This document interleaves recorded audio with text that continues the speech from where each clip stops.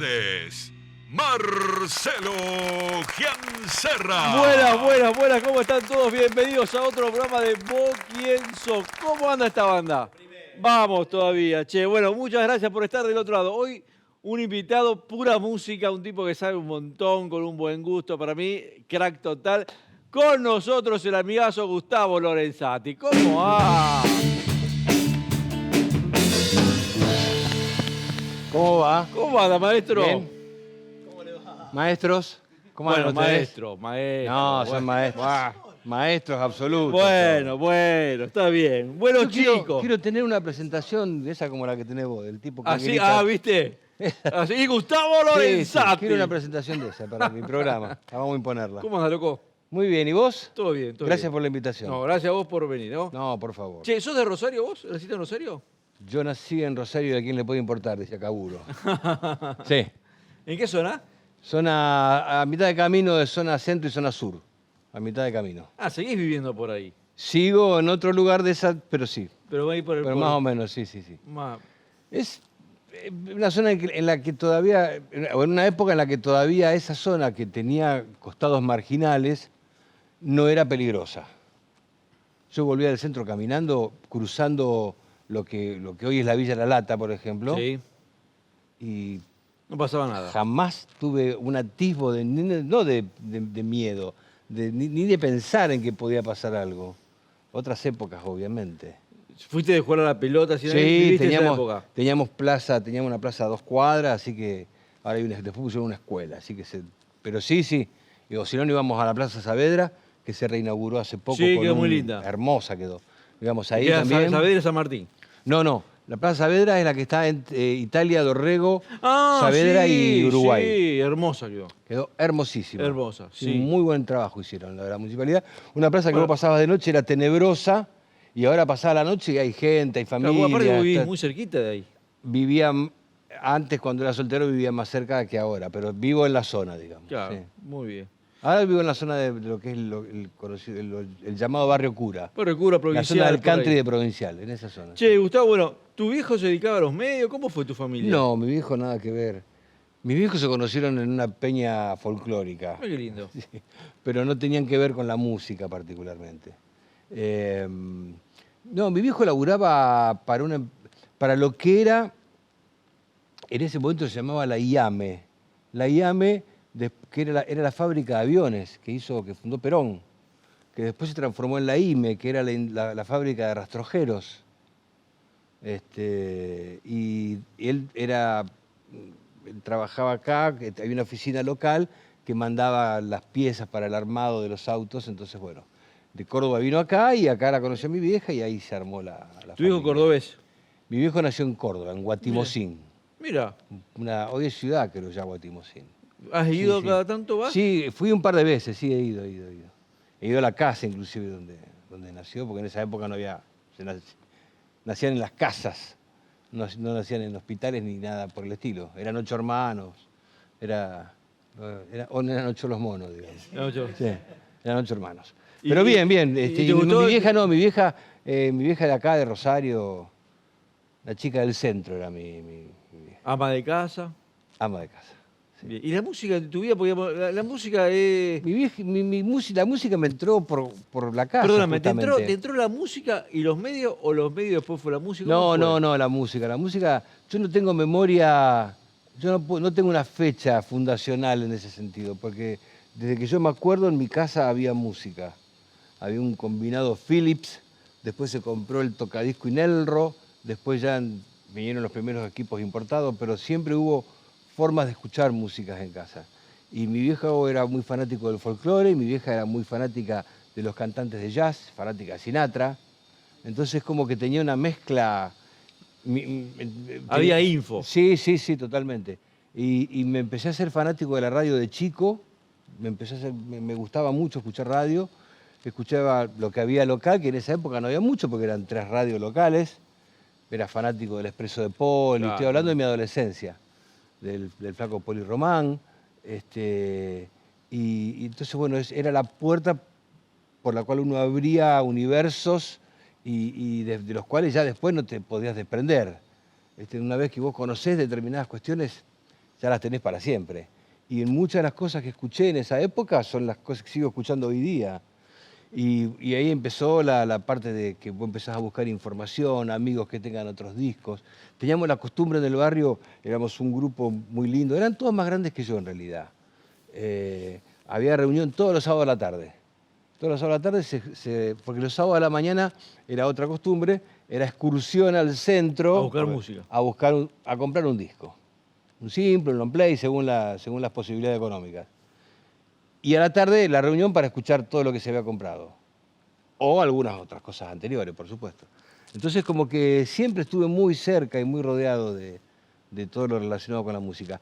Y los medios, ya te digo, a mí la radio me encantaba, donde iba agarraba el micrófono, digamos, siempre me gustó eso. Y un día mi mamá me dijo, escuché en el ET8, me dice que teníamos la Tonomac en la cocina, Intocable. reinando la casa. En esa época tenías la Tonomac, 6 bandas o la Noblex 7 Mares. Eran la competencia. Hermoso. No tenían FM todavía esas No, radios. no existía. Todavía no tenían FM. Yo fui contra la corriente. Cuando yo empecé a laburar en la FM, las radios todavía no, había una radio cada 10 de las que tenían FM. Entonces yo le decía a mi amigo, ¿me escuchás? No tengo FM, me decían. Bueno, pero te quiero decir, un día mi vieja me dice, en la radio, en el programa de aquí que Pessoa, dijeron que están dando o van a dar un curso en la Vigil de locución y demás. Y yo en esa época había empezado ciencias económicas ya. Y no me encontraba para nada haciendo eso. Y como era de esperarse, en realidad lo hice porque venía de ser perito mercantil, entonces claro. como no tenía claro, bueno, seguí algo parecido. Pero bueno, fui, me tomaron un examen, me aceptaron, empecé a estudiar locución y el primer año de locución, después la carrera se armó de 3 años, en lo que hoy es la 18 de junio, la 20 de junio, ahí en Calle Moreno. Fuimos la primera promoción de Rosario, de locutores rosarinos, los que fuimos ahí. La primera, me refiero respecto a la carrera. Sí, ¿no? de locutor. De locutor. El carnet de locutor. El Ale Muraca, Vivi Rojo, Juanjo Herrera, éramos todos en esa... No, Juanjo Herrera no estaba ahí. No, me estoy equivocando. Juanjo Herrera estaba en María Teresa. Bueno, somos de esa tanda. Bueno, la cuestión es que fui, me tomé un examen, empecé a estudiar y en las vacaciones de ese primer año, después de haber terminado ese primer año, ya había empezado a joder en distintos medios. A ver, en esa época conseguir trabajo en una radio era... Complicado.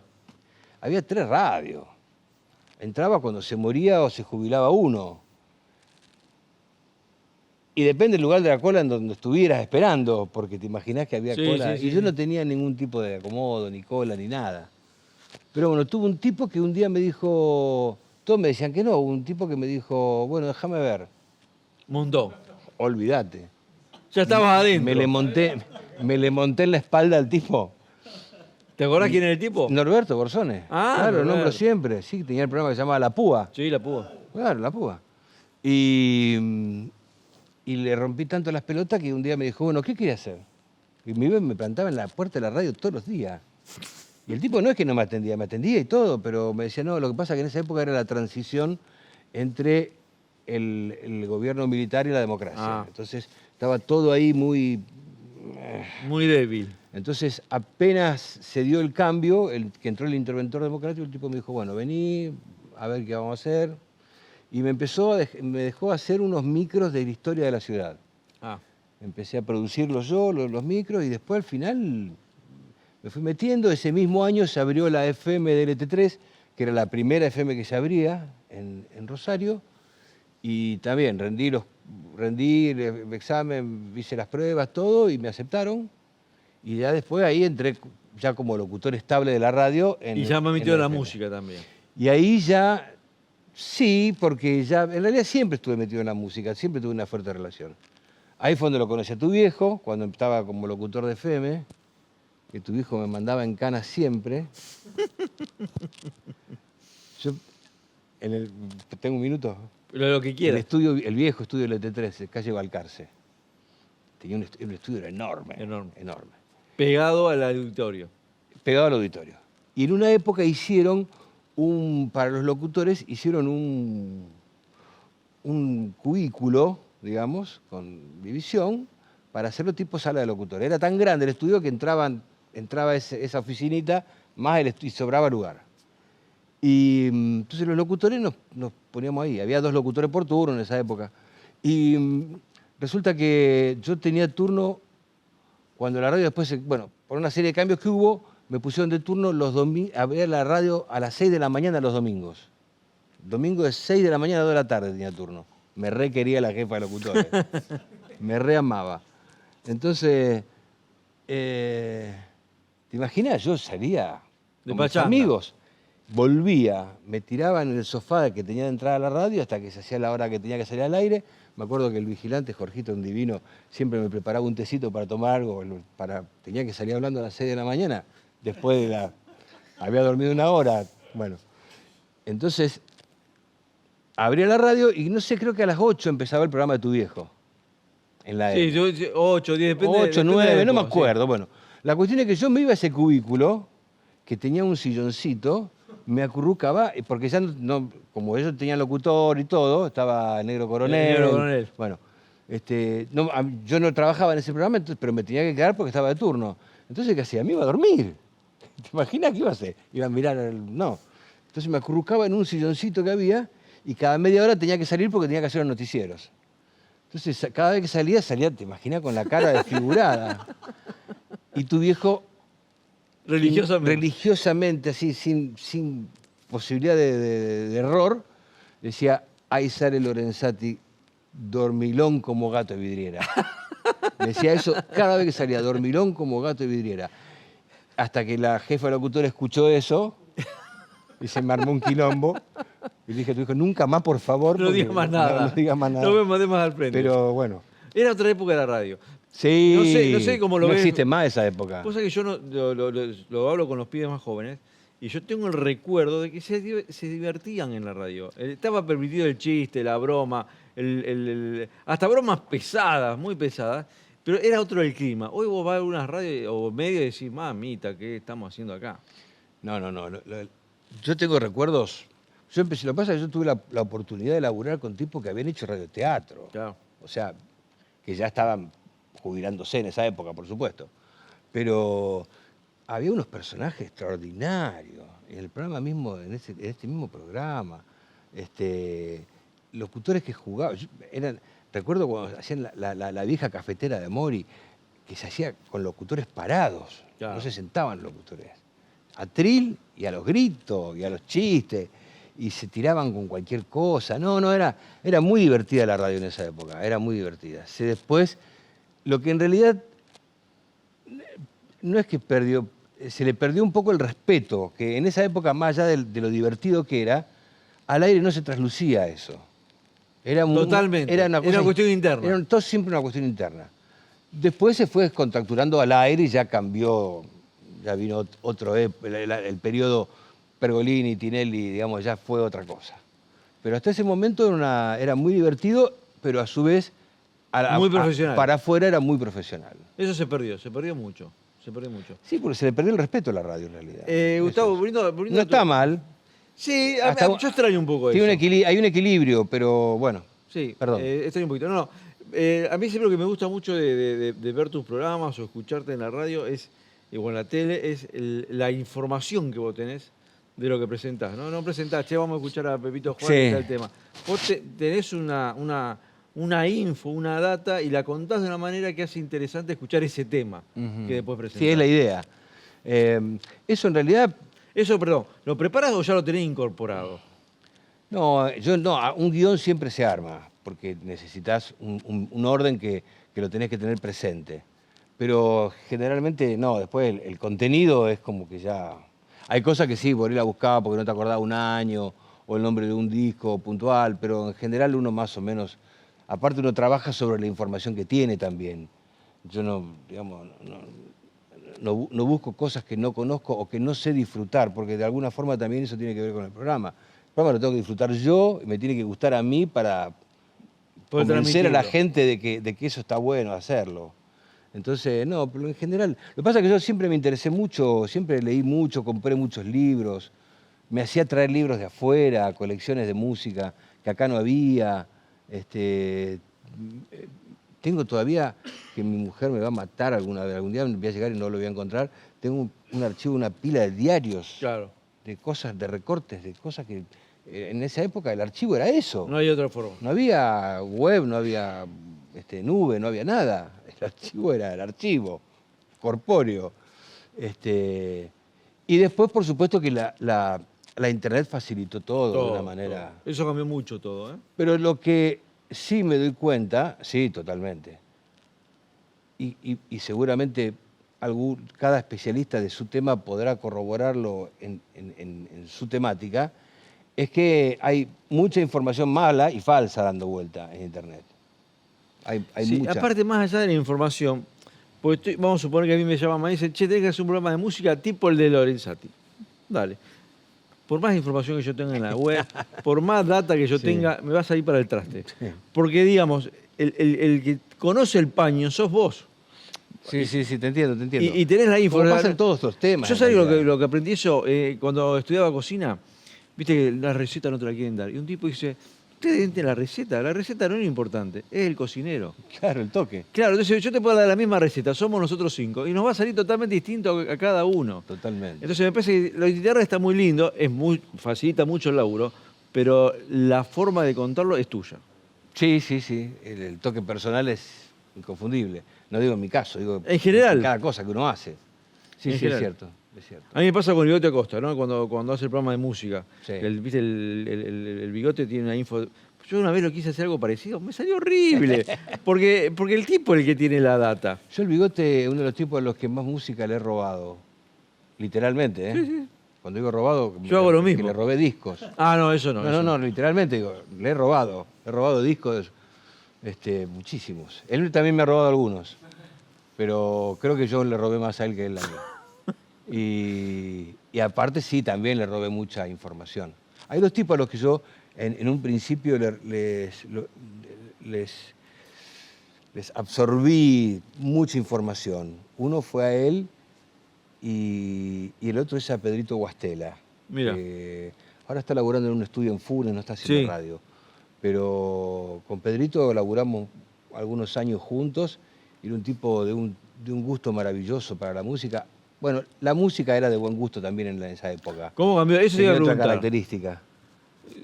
¿Mejoró la música? No. Para abajo? Lo que pasa es que no se pueden analizar las cosas fuera de su tiempo. Es lo mismo, o sea, los chicos hoy sufren las mismas críticas que sufríamos nosotros de los mayores. O sea, las músicas no se pueden analizar fuera del contexto y del tiempo en el que se desarrollan. Esta época es época de música. Si vos me decís si es mejor, peor, igual, para mí es horrible. Pero para mí, porque yo tengo un formateo que tiene que ver con otro periodo, yo soy hijo de la melodía, soy hijo de la, ¿entendés? De cosas que ya en la música escasean bastante. Ya no hay melodía casi. Ya, viste, es todo más... Y armonía los- casi no hay y ritmo es lo que prima. Y las letras son... No, bueno. Las letras son tremendas. Sí, por supuesto que siempre hay tipos a los que rescatar, Obvio, siempre. Obvio. El otro día escuchaba unas cosas de Catriel Bueno, muy bueno el pibe. que me Muy parecieron bueno. buenísimas. Un show que dio que está grabado en una biblioteca que me pareció Pero buenísimo. musicalmente es muy bueno. Pero por eso hay cosas que siempre, digamos, para rescatar de la gente nueva. Pero si vos me preguntás por el concepto genérico del trap o del reggaetón, ni hablar, pero si vos me preguntás o de la música urbana en general, para mí yo no la entiendo. Pero no la entiendo, insisto, no porque sea mala, no la entiendo porque no tengo que ver con Con esa historia. esa historia y con ese formato. Hay gente que evoluciona de una manera que se puede meter dentro de eso. Yo no, a mí no me sale. No va. Che, las giras mágicas tuyas de la fiesta que armás Sí. son siempre convocantes. Hay un Sí, público que la está están- esperando. Sí, están buenas, están buenas. Este año cumplimos 18 años Un haciéndola. montón. Un montón. Y bueno, el programa cumple 19, el programa de Telefe, y la fiesta empezaron al año siguiente. Empezaron al Patio de la Madera y después pasaron a Metro. Lo que pasa es que volvemos a lo que había, algo parecido a lo que decíamos antes. Hay gente que está formateada con un estilo y una característica de vida en general, ponele, por decirlo ampliamente. Y en este caso, esta es una fiesta como las de antes. Es una fiesta donde vos vas, tenés tu mesa, tu silla, tenés tus barras, escuchás tu música, tenés tu bloque de música lenta, no hay quilombo, no hay nadie te apura, nadie te empuja, nadie te presiona para nada. Digamos, hay un ambiente súper, digamos, como eran las fiestas antes. Y hay mucha gente de nuevas generaciones que va justamente A buscar eso. por eso. Porque inclusive muchas chicas, las chicas sobre todo, que te dicen lo complicado que es ir a un boliche para una chica o para un grupo de amigas. Hay algunas que no tienen problema y se lanzan, y otras que son más complicadas para esas cuestiones de los contactos y de los... Entonces se encuentran re a gusto en ese tipo de espacios. Creo que tiene que ver con eso, con un formato de fiesta tradicional, y aparte porque lo hacemos invirtiendo mucha plata, en el mejor de los, digamos, cuando digo invirtiendo mucha plata, me refiero a personal, a calidad de servicio, a todo, ¿entendés? ¿Cuántas fiestas hace al año de esas? Entre 4 y 5. Un montón. Sí, la próxima es el 3 de mayo. Y el año pasado empecé con otras, con la Noche de los Lentos en el Cairo. Bueno, eso yo iba a decir. Que este sábado pasado tuve una lleno. Las 5 que hice hasta ahora, las 5 tuvieron lleno total. Bueno, pero Sold out las 5. Pero viste que el tema de los lentos, vos decís, no, hay que meter siempre música para arriba. No, no siempre. La gente se muere. No siempre. Vos ponés, yo pongo algunos videos que la gente exclama, ¿viste? Y después vienen y te agradecen como si vos hubiese tocado los temas. No, yo puse el video nada más. Pero te lo agradecen, ¿viste? Porque dicen, uy, no, me hiciste llorar, ¿viste? O me hiciste acordar esto, o recobrar determinados sentidos. La nostalgia siempre garpa. Decímelo a mí. La nostalgia siempre garpa. Tengo todo lo mío, todo mi circuito está dando vueltas sobre eso.